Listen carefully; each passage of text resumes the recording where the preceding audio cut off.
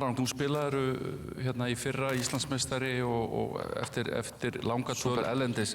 Hvernig myndirðu staðsetja Ólis deild karla?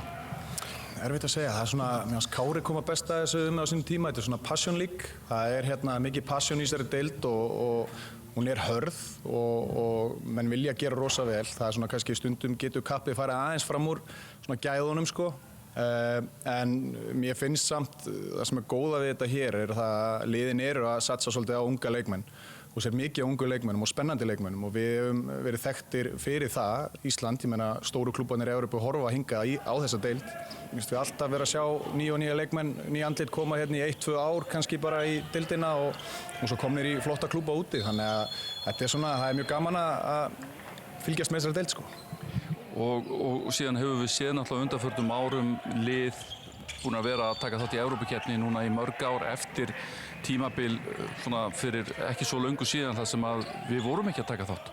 Nei, það er alveg rétt. Það er þetta frábært að liðin séu að því en á sama tíma þá er erfitt að leggja ofur áherslu á það þar sem þetta er náttúrulega gríðarlegur kostnaður og þetta er svona vilja allir gera vel í þessu og taka mikinn þátt en það er alltaf síðan þetta tog á móti að þú veist, við þurfum að gefa frá okkur heimaleikina og allt það, þannig að maður svona væri til í að fá aðeins meira fjármagn inn í þetta.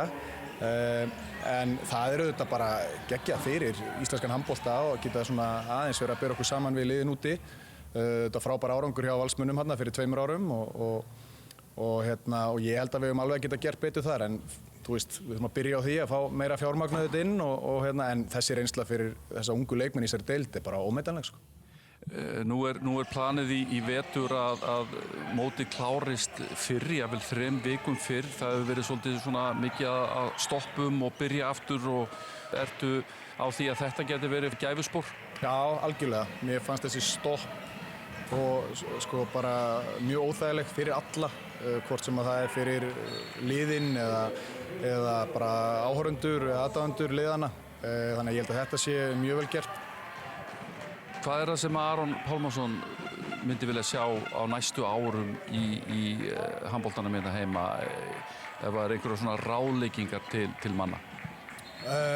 Ég myndi vilja sjá aðeins meiri vinnu hjá leikmönnum í svona grunninum. Það þarf ekki alltaf að annaðhvort finna upp hjólið eða spila einhver rosa flott kerfi og allt það. Það er meira þessar staðsetningar og tímasetningar sem að skipta svo gríðarlegu máli og snýst nánast allt í þessu geimi. Og mér finnst að við þurfum að byrja kannski aðeins fyrr á því. Við erum svona stundum komnir fram úr okkur og ég vil meina að við getum byrjað á því bara miklu fyrr, alveg niður í jafnvel 4. flokk, jafnvel 4. og 5. flokk að sýna svona eins og ég segi þessi undirstöðu atriði. Bara í blá lokin, hvaða lið verður Íslandsmeistari? FH að sjálfsögðu. Gæti ekki verið neitt annað svar. Athyglisvert sem hann segir í lokin með ungu leikmennina. Já, engin spurning. Hann hefur mikið til síns máls að bera sko. Ég er þjálfarateymið FH þegar hann kemur heim og hann er Aron Pálmarsson fyrir utan að vera afburða handboltagreindur leikmann og þjálfari bestu þjálfari með heiminum. Þannig að þú veist, grunnurinn sem hann kom með til að mynda inn í okkar leik og fyrir unga leikmenn hjá okkur og líka bara eldri leikmenn og ég held að það séu leikmenn á landsliðsleveli hjá okkur sem er að læra á honum sko. Hann hefur alveg verið þekkingu, hann veit alveg hvað hann að tala hana. Og það var bara frábært að sjá hann koma með þetta og vera að kenna ungu strákum bara einhver algjör basic grunnadriði sem að, þú veist, getur verið erfitt fyrir þjálfana þegar hann er í vinna- og tapamóti og þú veist, öllu þessu að vera einblín á. Þetta er alveg rétt í þessum yngri flokkum að maður hefur alveg oft svona séð það að vera fókusa kannski of mikið á úrslitin í stað þess að einblína á kennslu á þessum grunnatriðum. En það er eitthvað svona, þetta er náttúrulega bara ótrúlega flókið og einhvern veginn þurfum við sem handbolta bara þjóð að setja ykkur bara línu og sameinast það. Eins og frakkarnir. Já. Þetta er ekki bara sko í yngri flokkunum, þetta er líka mestarlag. Við erum að fá leikmenn svo unga upp að við þurfum að kenna líka ákveðin grunn í meistaraflokki. Þú veist, stóran grunn. Og það er líka út að fá leikmenn 16, 17, 18 ára upp.